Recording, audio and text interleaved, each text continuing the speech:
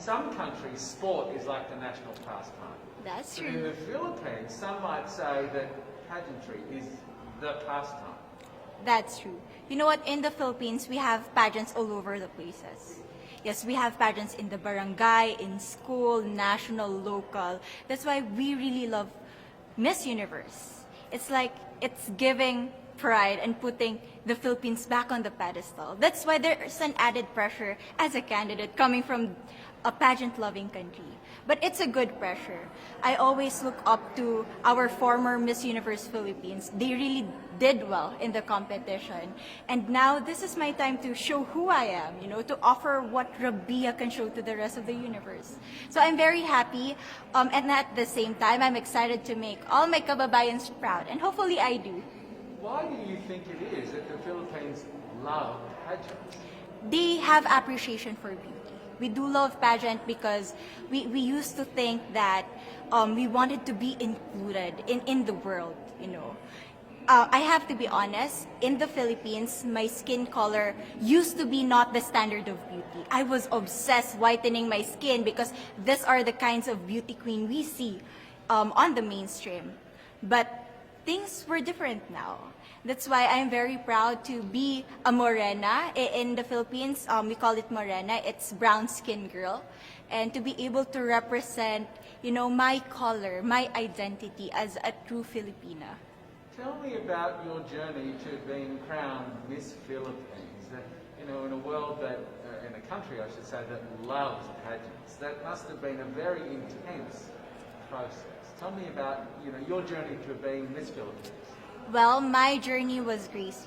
You know what? I started to be a dark horse. Nobody noticed me. Nobody knows I was in the competition up until the preliminary and the coronation night. And when I won, I received different comments. Of course, there were people who didn't expect me to do well, who think that I cheated. That's why I need to redeem myself in Miss Universe. I really need to do well in this competition. And the thing is, I love pressure. I love criticism. I get better every day with that.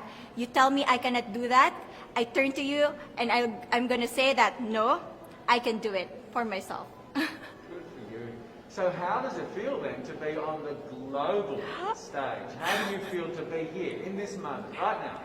It's crazy, but I'm overwhelmed with the support, not just from the Filipino community, but also from Thailand, Latin countries who do appreciate me as a candidate, as a person. It motivates me that I am beautiful, I can offer so much in this world, and when somebody believes in you, it gives you that extra energy to really do well and perform well. Do you have a sense with the girls, all of the girls competing, you're competing, but is there a sense of camaraderie with all of the girls? Is there a real spirit to, sort of motivate each other to do better? You know what? I have a different idea about Miss Universe. I thought it's going to be very competitive, in a healthy way, well, of course. But now I can see every girl helping each other, from fixing those hairs, from trying to zip up those outfits. It speaks of the closeness and the kind of camaraderie that we want to have. The goal of Miss Universe is not just to crown one girl, but also to build a genuine and long-lasting friendships among us. Would you say within the Miss Universe world, the contestants, is there a sisterhood? Are you sisters?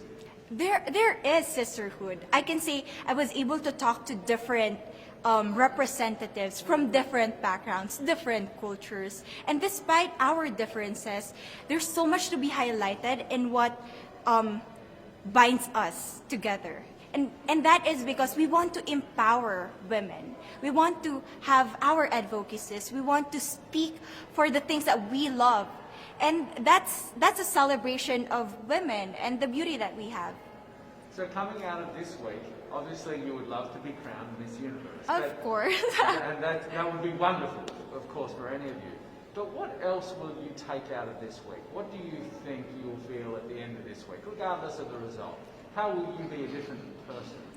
It's the growth and the development that I was able to have during preparing for this journey.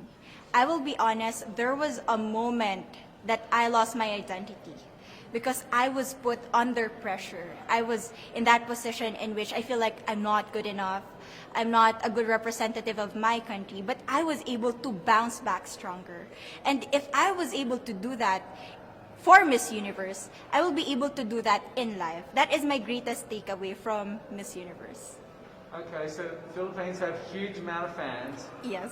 I want you to give us a little bit of a message to the fans here and at home. But send a message. What would you say to all the fans in the Philippines?